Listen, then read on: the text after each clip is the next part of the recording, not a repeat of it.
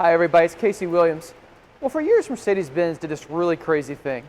They offered the all-terrain focused Mercedes E-Class wagon in Europe, you know, the land of autobahns and fast cars. But they didn't offer that version in the United States, instead offering just the conservative version. Well, finally they got the message that Americans like crossovers and they like SUVs. And the vehicle we have today is the Mercedes E450 all-terrain. Let's go have a look at it. The E450 all-terrain's styling path is very similar like a Subaru Outback. You take a station wagon, clean cut, add some off-road attire to it, and all of a sudden now you got kind of a pseudo crossover. But it works really well with the styling of the E450 wagon.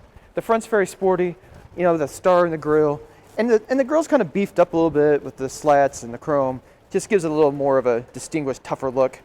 Chrome down below, I think works really well. LED headlamps, I like the light tubes, they're kind of signature above the lamps. And come around the side, you start to get that, again, that kind of pseudo off-road look to it. Black plastic around the wheel wells. You do have the 19-inch AMG alloy wheels, look very sporty. The car has an air suspension, so it's sitting on the low setting now for highway use. But you can press a button and raise it up a little bit for some off-roading. So you do have a little bit of capability there. But again, it's just an E-Class wagon. It looks very elegant, looks very expensive, lots of chrome. I really like the styling in the rear, just kind of the half moon shape that's been popular with Mercedes coupes for a little while. And coming around the back again, it looks a lot like a C-Class wagon. It looks like our C-Class crossover, the E-Class crossover. Just a very Mercedes look to it. But a lot of detailing, a lot of chrome, the twin exhaust outlets. Looks very nice. So unlike the other mid-size wagons in the United States, you know, cars like the Subaru Outback, and more like a mid-size crossover, the E450 has a little surprise. So you open the hatch, power opening, lots of space back here, of course.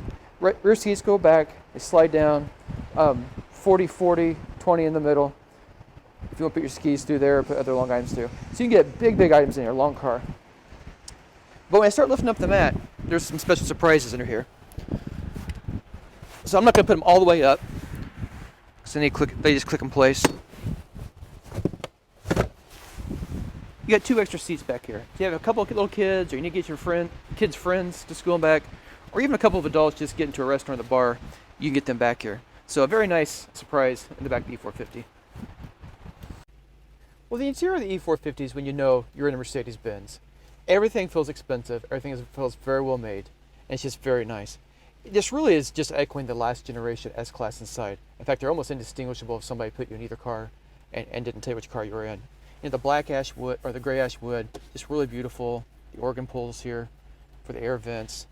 The large, wide screen, you got gauges here, the instrument cluster, and then a touch screen here.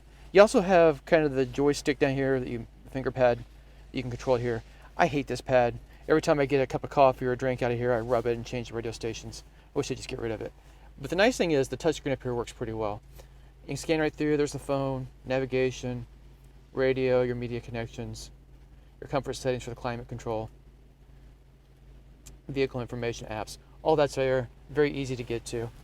Connect to the Burmester audio system, which sounds absolutely great. You've got Apple CarPlay, Android Auto, easy connect to everything, wireless phone charging here in the console. Everything works well. If you don't want to use the touchscreen, there are redundant buttons down below for all the climate controls here. You got dual mode automatic climate control here. Telephone, those main functions also here, and repeated down below.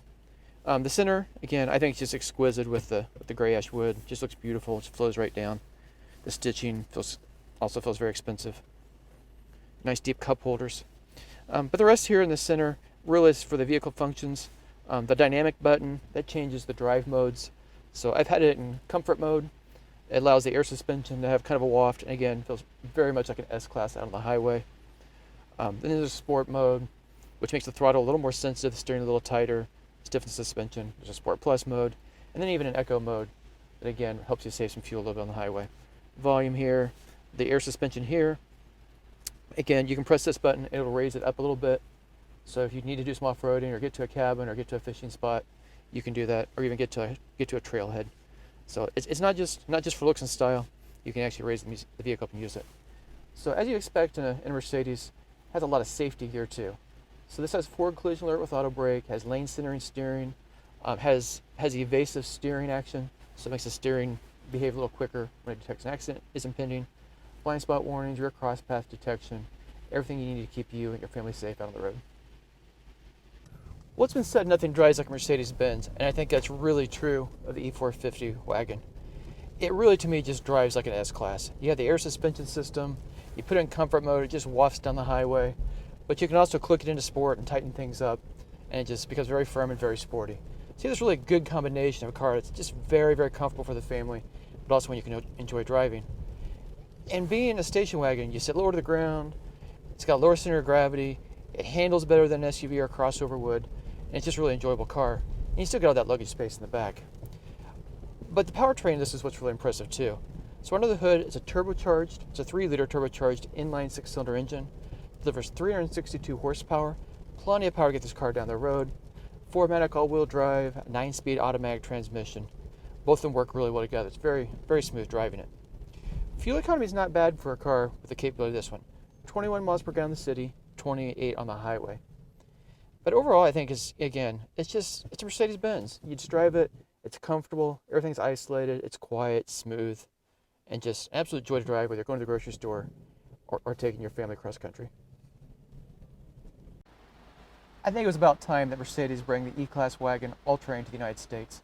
I had never understood why they would offer a vehicle that seemed like it was perfectly made for the United States, offer it in Europe, offer it other places, and not offer it here. Wagon sales are pretty dismal in the United States, unless you're talking about the Outbacks, and then they're pretty decent. So I think this is really a very smart move for Mercedes fans, and a car that, if you really like the S-Class, you really like the E-Class sedan, but just need more utility and don't really want to drive a truck, it's perfect. So let's talk about price. The station wagons end up on the upper end of the price scale for the Mercedes E-Class. The E450 wagon starts at $68,400. This one, as equipped, you're looking at $80,070.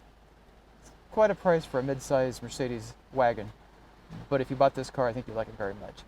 Well, next week we'll have another fun car. Till then, storm forward.